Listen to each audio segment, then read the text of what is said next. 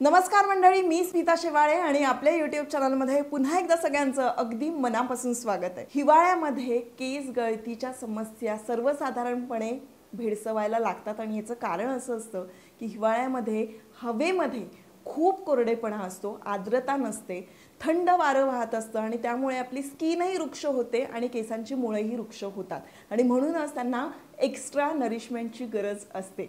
म्हणूनच आपण वेगवेगळे ॲप्लिकेशन चेहऱ्याला करतच असतो, पण त्याचबरोबरीनं आपल्या केसांच्या मुळांना सुद्धा प्रॉपर ॲप्लिकेशनची गरज असते। आपल्या केसांची मुळं जर कोरडी पडत असतील तर आपण काय करतो, तेल लावतो आणि मग तेल दिवसभर ठेवतो कारण खूप कोरडेपणा असतो म्हणून। तर असं करायचं नसतं, चुकीचं आहे हे। या व्यतिरिक्तही आणखीनही उपाय आहेत ज्यामुळे आपल्या केसांच्या मुळांना छानपैकी नरिशमेंट मिळणार आहे। कुठले असे उपाय आहे, कुठल्या अशा रेमेडी आहे, काय केलं पाहिजे, हे सगळं आज मी या व्हिडिओमध्ये सांगणार आहे। स्वतः मी ते केलेलं आहे आणि तेही तुम्हाला दाखवणार आहे। तेव्हा हा व्हिडिओ संपूर्ण बघा, म्हणजे तुम्हाला अगदी लक्षात येईल की कुठली रेमेडी कशी आणि केव्हा केव्हा करायची आहे। पण त्याआधी आता जे कोणी चॅनलवर नवीन आले असतील तर मी त्यांना सांगीन, येता आणि व्हिडिओ बघून फक्त जाता तुम्ही, सबस्क्राईब करत नाही चॅनल सबस्क्राईब करा बरं आधी। चॅनल सबस्क्राईब करा आणि बेल आयकॉनचं बटनही हिट करा, म्हणजे एक्झॅक्टली कुठल्या वेळेला मी व्हिडिओ अपलोड करते हे सुद्धा तुम्हाला कळेल। रेमेडी आणि ॲप्लिकेशन सांगण्याआधी तुम्हाला ही गोष्ट सांगणं गरजेचं आहे, ते म्हणजे तुमची PCOD कंडिशन असेल, थायरॉईड असेल किंवा मग व्हायटमिन मिनरल्सची कमतरता असेल, ते तुम्हाला अर्थात ब्लड टेस्टमध्ये कळू शकतं। आणि म्हणून मी सगळ्यांना रिक्वेस्ट करीन की वर्षातून एकदा तरी, किमान एकदा तरी तुम्ही ब्लड टेस्ट ही करायलाच हवी किंवा 6 महिन्यातून एकदा केली तर उत्तम। त्यामुळे आपल्या शरीरात कशाची कमतरता आहे हे आपल्याला कळतं आणि त्या पद्धतीनं आपला आहार ठरवता येतो, मेडिसिन्स घेता येतात। त्यानंतर कोणाकडे जर का हार्ड वॉटर येत असेल तर त्या हार्ड वॉटरमुळे सुद्धा केस गळतात। प्रेग्नन्सी कोणाची झालेली असेल तर अर्थात प्रेग्नन्सीनंतर बऱ्याचदा केस गळतात। स्ट्रेस भरपूर असेल, जागरण होत असतील तर तुमच्या केस गळतीची ही कारणं असू शकतात। आता हे काहीही नाही आहे तरी सुद्धा केस गळतात, याचा अर्थ हवेमधला जो बदल झालेला आहे त्यामुळे आपले केस गळत आहेत। तर केस गळतीचे सुद्धा किती प्रकार आहेत किंवा केस गळत असण्याची आपली आत्ताची कुठली कंडिशन सुरू आहे, म्हणजे मी काय सांगते हे जर तुम्हाला कळत नसेल तर स्त्रियांचे केस गळतीवरचे उपाय यावर एक पॉडकास्ट केला होता। डॉक्टरांनी ते खूप छान समजून सांगितलं होतं की एक ती सायकल असते, त्या सायकलमध्ये आपले केस गळणं हे खूप सर्वसामान्य असतं आणि त्यानंतर पुन्हा केस आपल्याला येतात सुद्धा। तर ती कुठली आपली कंडिशन नाही आहे ना, हे सुद्धा आपण तपासून घ्यायचं असतं। आणि जर का हवेमध्ये बदल होत असतील तर काही स्कॅल्पला नरिशमेंट देण्याची एवढी आपण तसदी घ्यायची असते, म्हणजे आपल्या केसांसाठी थोडीशी आपण काळजी घेण्यासाठी काही गोष्टी करणं गरजेचं असतं आणि म्हणूनच हा व्हिडिओ आहे। त्यामुळे या व्हिडिओमध्ये मी सांगणार आहे की आता कुठले कुठले घटक वापरून आपण हेअर मास्क बनवणार आहोत। येस, तेल आपण लावतो त्यांनी नरिशमेंट मिळतेच, पण काही हेअर मास्क लावणं, काही हेअर टॉनिक लावणं हे खूप गरजेचं असतं। हेअर टॉनिक कसं बनवायचं हे मी मागे सांगितलं होतं, पण आजच्या व्हिडिओमध्ये मी सांगणार आहे की तुमच्या केसांच्या मुळांना छान नरिशमेंट मिळाली आणि केसांची मुळं घट्ट होण्यासाठी एक छानसा मास्क जर का तुम्ही लावला तर केसांची गळती थांबू शकते। 4 ॲप्लिकेशन्स करायचे आहेत, म्हणजे आठवड्यातून एकदा किंवा आठवड्यातून 2दा असे हे ॲप्लिकेशन करायचे आहेत।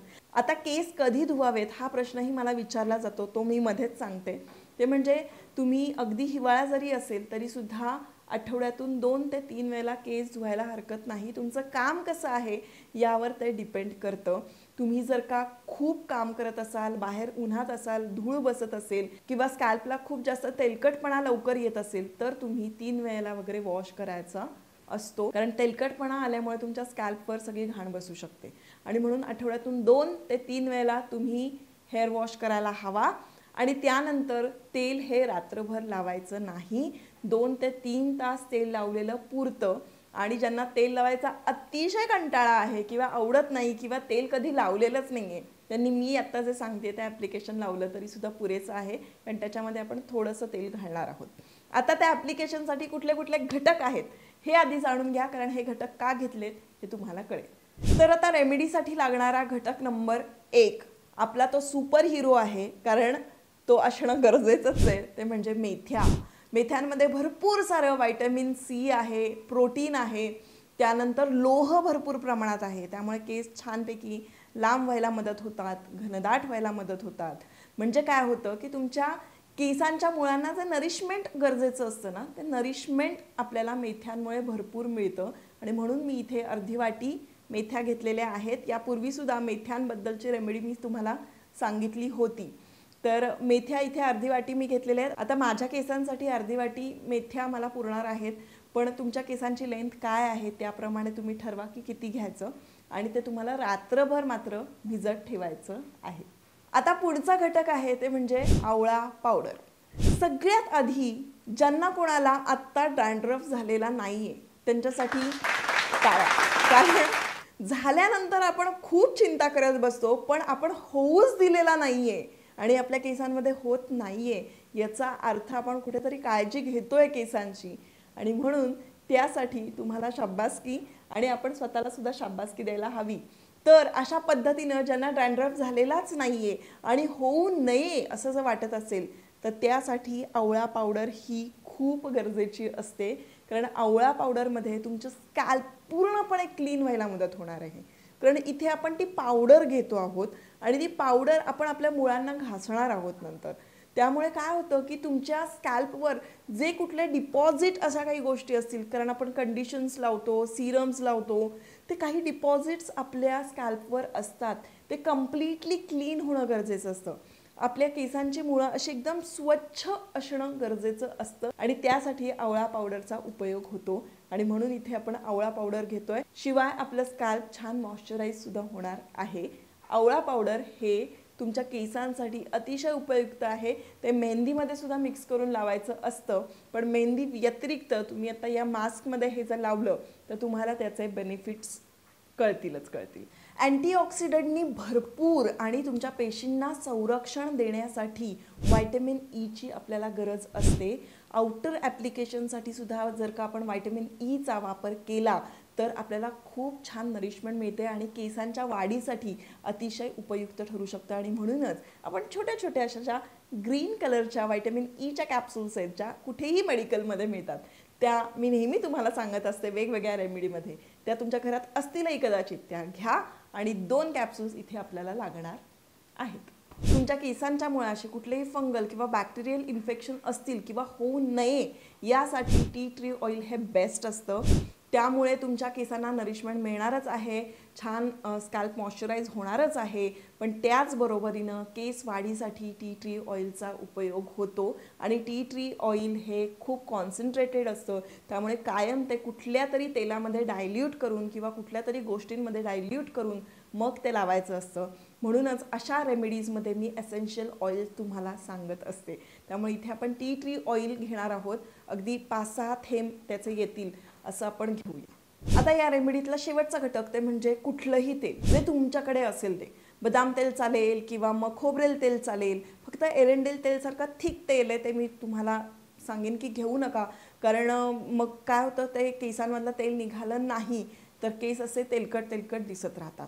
त्यामुळे बदाम तेल चालेल, खोबरेल तेल चालेल. आपल्याला 2 टेबलस्पून इथे घ्यायचं आहे फक्त आणि ते याच्यामध्ये मिक्स करायचं आहे. आता हे करायचं कसं नीट समजून घ्या. तर आता माझ्या केसांची जी लेंथ आहे त्यासाठी अर्धा वाटी मी इथे मेथीच्या बिया घेतलेल्या आहेत आणि या मेथीच्या बिया रात्रभर भिजवत ठेवलेल्या आहेत. आता ह्या ज्या अर्धा वाटी मेथीच्या बिया आहेत ना, याच्यामध्ये माझं 2 वेळेला ॲप्लिकेशन होणार आहे. म्हणजे मी आठवड्यातून 2 वेळेला ॲप्लिकेशन याचं केलेलं आहे. आता ते भिजवल्यानंतर सकाळी जेव्हा मी बघते तेव्हा असं छानपैकी ते फुगलेलं असतं. ते मिक्सरच्या भांड्यामध्ये काढा. त्याच्यानंतर त्यामध्ये 2 चमचे आवळा पावडर आपण टाकायची आहे. त्यानंतर व्हायटॅमिन ई कॅप्सूल्स 2 इथे घेतलेले आहेत त्या टाकायच्या आहेत आणि 5 ते 6 थेंब असं आपण टी ट्री ऑइल इथे टाकायचं आहे. आणि त्यानंतर आपण काय टाकणार आहोत तर आपल्याला जे आवडेल ते ऑइल, कुठलंही तेल चालणार आहे. मी इथे बदाम ऑइल घेतलेलं आहे. शिरीन बदाम ऑइल जे आहे ते मी इथे घेतलेलं आहे. ते 2 चमचे मी याच्यात घातलं. आता हे मिक्स केलं आणि मिक्सरमधून छानपैकी वाटून घेतलं. जर का तुम्हाला घट्ट वाटत असेल तर त्यामध्ये तुम्ही थोडंसं पाणी घातलं तरीसुद्धा चालेल. मी छोटी वाटी घेतली होती त्यामुळे मला मेथ्यांमध्ये खूप जास्त पाणी घालता आलं नाही, पण तुम्ही घेतानाच मोठी वाटी किंवा मोठं भांडं घ्या आणि त्याच्यामध्ये मुळातच भिजवताना जास्त पाण्यामध्ये भिजवा आणि तेच पाणी तुम्ही वापरा मिक्सरमधून ग्राइंड करण्यासाठी, म्हणजे त्याचे जास्त बेनिफिट्स तुम्हाला मिळू शकतील. आणि आता ही जी छान झालेली पेस्ट आहे ही तुमच्या केसांच्या मुळांशी मस्तपैकी अप्लाय करा. छान घासून घासून लावा. इथे तुम्हाला दिसतंय मी कसं लावते ते. आणि ते पूर्णपणे केसांच्या मुळांशी किंवा पूर्ण केसांना लावून झाल्यानंतर याला एक छानपैकी एखादी कॅप घाला आणि 1.5 ते 2 तास ते तुमच्या स्कॅल्पवर तसंच असू देत.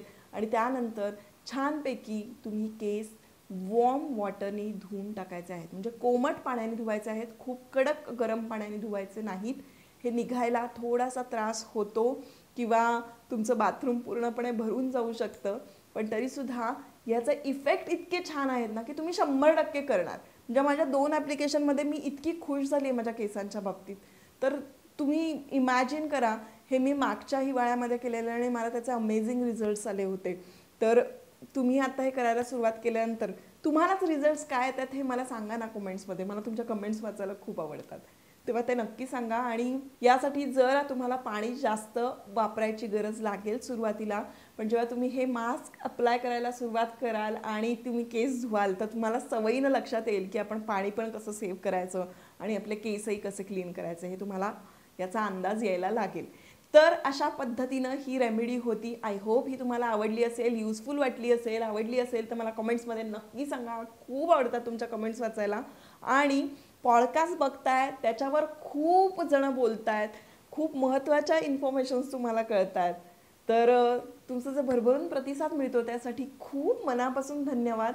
आणि वेगवेगळ्या एक्सपर्ट्सला घेऊन मी असेच पॉडकास्ट घेऊन येणार आहे, कारण आपण एकत्र ग्रो आणि ग्लो व्हायचं आहे हे आपलं ठरलेलं आहे. आता भेटूया पुढच्या व्हिडिओमध्ये नवीन विषय.